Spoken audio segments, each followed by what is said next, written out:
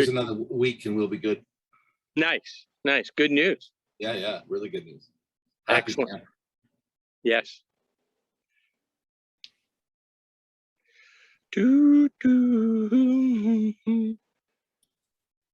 What's a book on the Firebird? Is that what you have? A book called The Firebird? Looks like it. Over your right shoulder. It's fake. It's a picture. I don't know. Oh, we're live. Okay, welcome to Hope of Fires. And I just lost my screen. Where is it? There it is. Welcome to Hope of Fires. Okay, we are broadcasting from the ancestral home of the Blackfoot Nation. My friend and colleague Scott Sweetman is here with me today. Scott, what are we talking about today? What is the Hope of Fires theme for today? We are talking about guilt. Yes. Dun, dun. Yeah. Great topic, guilt, exactly. So the point of the show is we're going to heap guilt on all the viewers so they feel terrible. Is that kind of our strategy? Is that our plan? Exactly right. We're dealing out huge doses of guilt for anyone who'll listen. No, guilt's really interesting because there's been a lot of research, a lot of debate on the positive aspects of guilt and how to define what's healthy guilt and what's unhealthy or destructive guilt. So I think that's kind of where we're going to go today. I know that you and I have had some ancillary conversations where we've talked about what role guilt plays in lots of parts of human interaction and development and growth. So I think that's what we're talking about today. Well, excellent. Well, it sounds like you've actually done some research, so we should hear from you first. Let's go, Matt. Well, the first thing I started with is what was the difference between guilt and shame, right? Yes. Hey, yeah. And so most people agree that guilt is when there's some sort of transgression or action that you feel was inappropriate or wrong or hurt somebody. And it's more of an internal feeling that the action was wrong or inappropriate. But shame is far more insidious. And, I couldn't find anything that said that shame was really a positive thing to the individual. There's been some work on shame in terms of rehabilitation for offenders and things. But shame is when you feel that you're wrong, or that, the organism that is Alan or Scott is somehow tainted or bad or wrong, and those are really destructive feelings, and don't seem to have much of the personal growth opportunities that healthy guilt can have. Right. So you're saying that shame is I am bad, and guilt is I did a bad thing. Yeah, pretty much. That's a good way to lay it out there. So I don't think we'll talk about shame today. I think it would be a good discussion to have. But I think that today we really want to focus, because we always want to give people hope, and we certainly hope that people who tune in get something positive out of this. And so I really was excited about the research that's been done into healthy guilt and how to identify healthy guilt and unhealthy or destructive guilt. So I think that that's really what we need to focus on. And how would you define those things, Al? If you were just throwing out a guess there, or how do you define them in your own life? Yeah, so I guess I've thought about it a lot, because I see guilt as being a real kind of a brake, a damper on having the best life possible, right? Mm-hmm. And I'm not saying guilt doesn't have a purpose, but holding on to guilt and kind of reliving where I did a bad thing, then kind of leads ultimately to shame. If I keep repeating that, I did this bad thing, I did this bad thing, I did this bad thing, the next conclusion is going to be I'm a bad person, right? So I think guilt is great in small doses. You know what?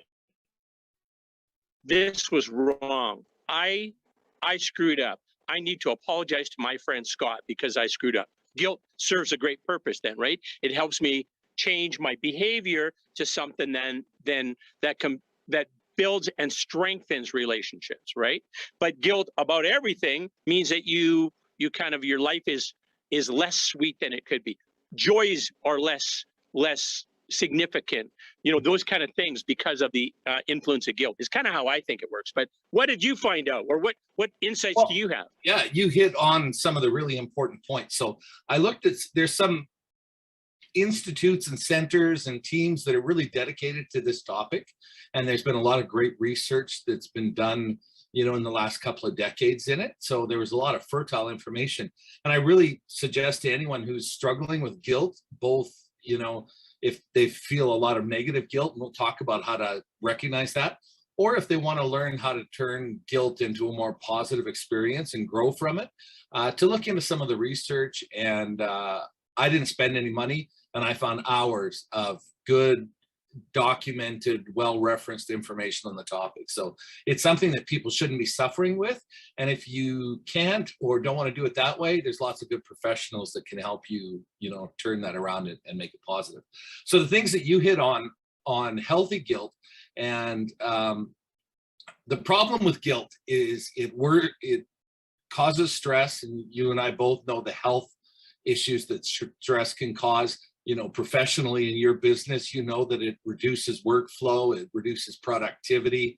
When people are looking at maximizing not just their employees' health, but also the productivity of their business, then guilt is something that can really undermine those activities.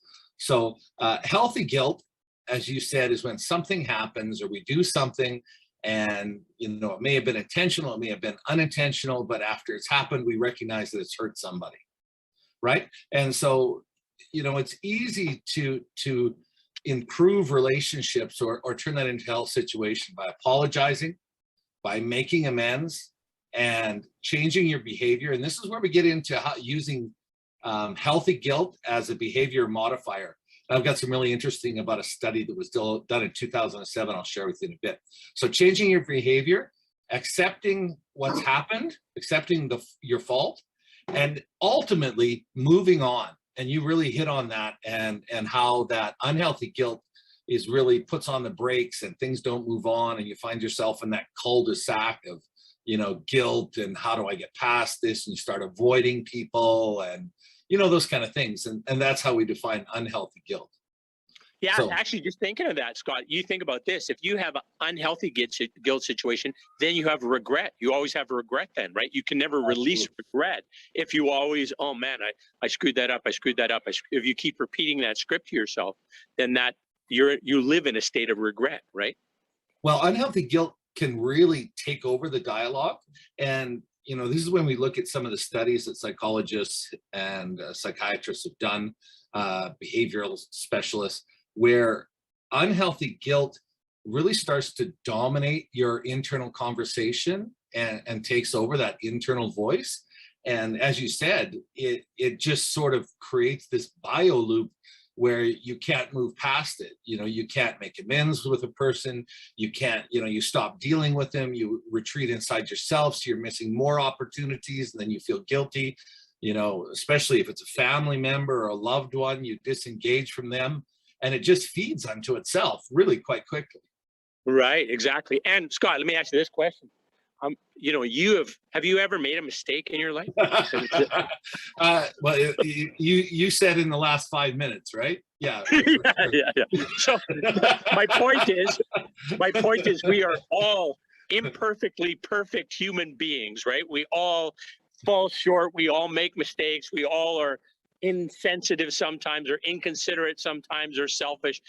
That's human. That's being humans, right? So we all screw up from time to time. And then if we then live with that we can't release from that, we always have this regret about these bad things that we have done, or these inconsiderate things we've done.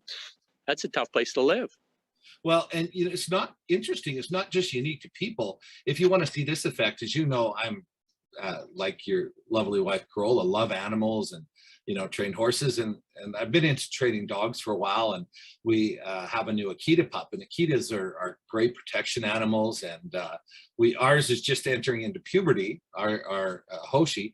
And today, one of the family members went to take a dog treat away from him, and he growled at them. And of course, that's a big no-no. And so, of course, I'm the alpha of our pack. So I stood up and I used my alpha voice. And he retreated really quickly, and he felt a lot of guilt. And so for the rest of the day, you know, of course I didn't hit him or discipline him, but he felt guilt, and animals feel guilt too. And so for the rest of the day, he's behind me now here somewhere, but he's, you know, he's really sort of quiet. He's, you know, he comes by me and he looks up at me and he gives me a little lick, and people are just like that too. You know, when we do something wrong, we just want to make it better. And the best thing that we can do, that all the research shows, is just take action to make it better, do what you can, and then let it go. You know, Yeah. because you know, because it spreads right now, you know, like with my dog, or even more so with, you know, my two-legged loved ones, if that guilt starts to spread, and guilt does spread, right? So, you know, then somebody does something to you, and then it wasn't maybe that big of a deal, or, you know, in an hour or two or a few minutes later, whatever, you think, well, you know, it wasn't that big of a deal, and obviously they were doing their best, but they start to avoid you, or you feel that, you know, that chill in your relationship, and then you start to feel guilty, right? Mm-hmm. Like, oh, Mm-hmm. well, what can I do? You know, I didn't do anything wrong. What can I do to try and make it better? And so I think that guilt is something we should all really be aware of, and it definitely starts when we're young, and that cycle. And we really need to teach young people that how to make guilt healthy, and how to use it to change our behavior. Right. Yeah. Have you had, I bet right now, can you think of something that you did that was not really a big deal when you were a kid, but you still kind of feel guilty about it? Yes, I do.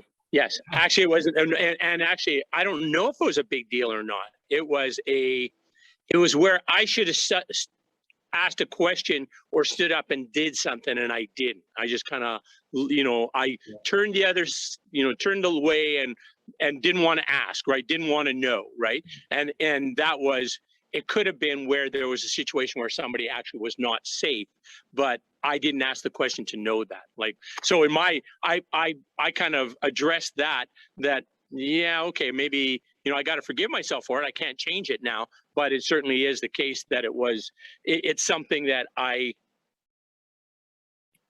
if I could go back in time and correct something, I would do that differently. I would, yeah. But we all have those, right? And we do remember them, because guilt is so powerful. And that's when I was doing my research, I was talking about with children, it's really important that, you know, an adult or a mentor steps in at that point and says, you know, first of all, to recognize the signs of guilt or shame in somebody, and not to make them worse, to step in and say, you know, do you feel that, you know, that you've done something, or that you could have done something? And you brought up a really good point with your example. It's not always something we do. It can be something that we don't do, right? Right. And that's just as powerful. So, and I know there's been a lot of examples of where that happens. Survivor guilt is an example of an unhealthy guilt where we do nothing, and we're guilty that we've survived and somebody else maybe hasn't, or, you know, something bad happened to somebody else and we were lucky and it didn't happen.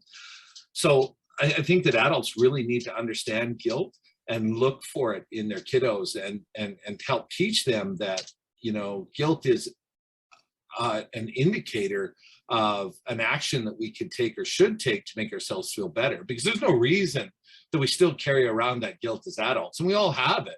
You know, we don't even ever have to think that hard to think of something we did that, you know, if our own kids did it, we wouldn't punish them or hate them for it. We put our arm around them and say, you know, it's really, you know, you did the best you could with what you had. Yeah, and that's one of the keys. During the research, that phrase, you know, I did the best with the information I had. Yeah. It is a key phrase that we all need to learn. Yes. And when we're feeling really guilty about things, or that unhealthy guilt that sticks with us, we really have to repeat that to ourselves and say, you know, and it's not to let ourselves off the hook. And, you know, we all sort of have this, oh, guilt, I have to feel guilty or I'm a bad person. But almost always most people do try and do their best, given everything they know. Yes. Right? Yeah. They do the best they can in that moment in time with what they know and what they have available to them. Right. That's And the the reality. experiences they've had to that point. Right? Yes. Yeah. And often, especially with kiddos, they don't have a lot of experiences to put it against and say, well, you know what? That's a fairly common thing. And, I feel bad about it and that's good, but I'm not a bad person. And very quickly, guilt turns to shame, which is much harder psychologically to turn into a positive thing. So I think that one of the things that we can take as a hope-ifier point out of this is that as adults, we can really help young people and other adults, of course, accept that often what we did or what we think we didn't do that we feel guilty about was in fact the best that anyone could have done in the same situation with the same amount of facts, with the same experience, et cetera, and then move past it. Everything I read said the key to dealing with guilt and turning it into something positive is to, put a pin in it and say, it's done. I've done everything I could. I've made amends. I've apologized. Maybe the other person didn't accept. Maybe the other person has passed away and I can't make amends. I can't fix this. Often when somebody passes away, a family member, we feel guilty, right? Yeah. Oh, I can't apologize to them. I can't, take back what I said to them the last time I saw them. Those kind of things. Right. And, we need to put a point to that. I did want to share with you a really cool study in 2007. And it goes back to their subjects were, surprisingly enough, all Caucasians, all white people, middle-class white people. And they told these people, they, of course, had a control group, and then they had the group they were actually studying. And so what they did is they said they're studying brain waves, and they hooked them up to these machines to record their brain waves. And then they showed them photographs of people of different ethnic and colors. Okay. And then in the control group, they told them the actual results, but in the second group, they told them, for example, that when they saw an African-American, that their brain waves showed that they had a more negative reaction to that person than somebody else. Yeah. And of course, that wasn't true. And this study was in 2007. So, I mean, it is a while ago. I don't know if that would fly today, but nonetheless, so then they had these people fill out a questionnaire. And part of that questionnaire was how they felt right then. And then another part of the questionnaire was, a group of books, and they got to pick some they wanted to read, some films they wanted to see. And you can read about it. It was done by the Center for Psychological Science, 2007. And the group that were told that they basically had a guilty feeling, that they had racial feelings about color, all of that group almost felt like they wanted to improve themselves. And when they were given opportunities, without saying anything, without verbalizing it, they all chose books or material that were about, improving your non-bias, about getting rid of prejudice, about those things. So the scientists' conclusion were that the guilt was actually motivating these people to become better, or what they perceived to be better. Right. They actually didn't have those racial thoughts, but because of the what they were reported, they felt they must be, and they kind of, with that self-awareness or belief self-awareness, they wanted to improve and be better. Cool. Exactly right. So they felt guilty because of the misinformation they were given. Right. Yeah. I assume that somebody eventually told them the truth, but I hope so. Yeah. But because of that guilt, they took steps both immediate and in the future to try and improve themselves, right? Yeah. So try and change what they believed was a negative outcome in their minds. So I thought that was a really cool thing, because it's not just about the here and now. Those people were actually looking at positive ways to be better people. Yeah. No, that's very interesting study. Yeah. You know what? You kind of had the insight when you're chatting there too, is that your ability to use guilt as a correction, like brings to you, if that is, this is somebody else who had this act, like this is my best friend who did this, what would your response be? Your response would not be judgy in any way. It would be very compassionate and say, oh, wow, you know, he or she is a lovely person. I'm sure that they're just having a bad day, and you would just accept and forgive, no question, right? Absolutely. Whereas if it's yourself, you beat the hell out of yourself often. But if we had that same, you know, the compassion that we have for others can only be the compassion we have for ourselves. So we have to also be very compassionate for ourselves to take that information and say, okay, that's valuable to know. That doesn't mean I'm a bad person. That means I want to change something. Yes. So yeah, that's a very good insight, Scott. Yeah. Well, you taught me that point about, you know, how if your best friend did what you just did, how would you react? And then how would you react if it was you? Or how did you react and it was you? And that really has enlightened me. You told me that, I don't know, like 3 years ago, just in one of our many conversations. And it's something that I've added to my toolbox. And I find when I'm really getting down on myself, then I say, you know, hey, if Alan did this, would I be reacting that way? And it's like, no way. I'd be like, you know, hey, bud, can I help you out? You know, you know, I can see that you're tired, or, you know, that's not really you. You must, you know, something must have happened, or you're not feeling well, or, you know, right. I would be looking for the real reason. I wouldn't just say, oh, you're a bad person, you know, but exactly. Of course, when you do it yourself, you're thinking, oh boy, you know, what's wrong with me, kind of thing. And that was a really good tool that you gave me to put in my belt. And so I think that's another thing that people can take away, right? We're giving gold tonight, buddy. Man, that's great.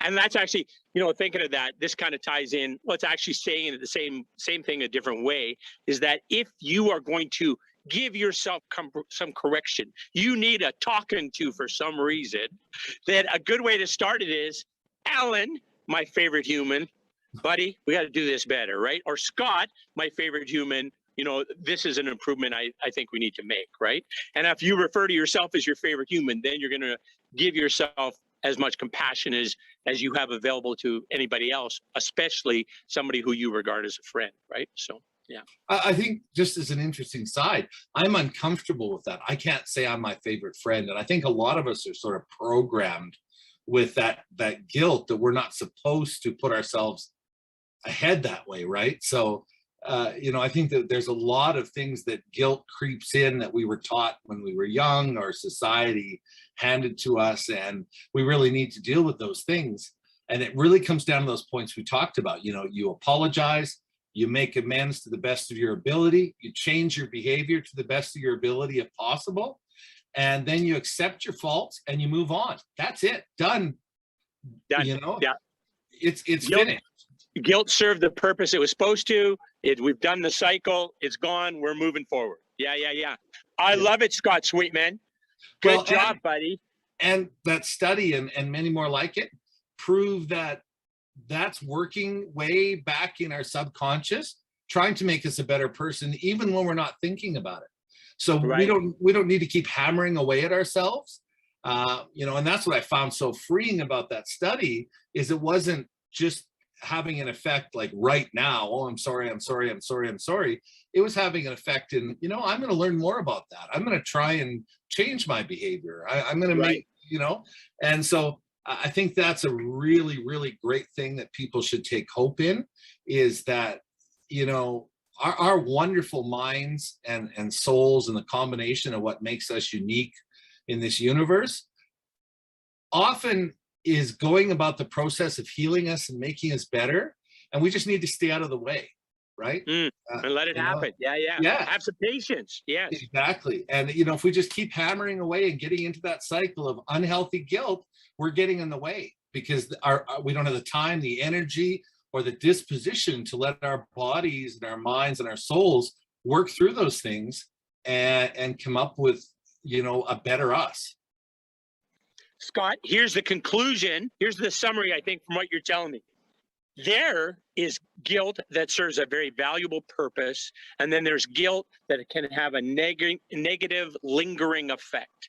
And the positive purpose, what we're encouraging our listeners to do, is use guilt as a short-term correction, not as to beat yourself up, just as a correction. Gee, you know what? I have a thought about that maybe I could handle that better in the future, right? And you change what goes forward. You forgive yourself just as you would your best friend, that you would forgive them if they were inattentive or you know, whatever. They're having a bad day. So yeah, so we all have bad days. We all make mistakes. Guilt is a tool to help us learn, change our immediate behavior, apologize if necessary, and move forward in a more positive way. Because we all sometimes growl when somebody tries to take our cookie out. That's a fact. That's a fact. Well said, my friend. I think that sums it up. And I think people, you know, just know that guilt does serve a positive end. And the thing to do is those few things you can do, and then trust that it's going to take care of itself. Your mind's going to keep working away at it, and get out of the way and let your mind and soul heal itself. Beautifully said, Mr. Sweetman. Keep yourself well, my friend. You bet. You too. Take care. All right. See you next Thursday.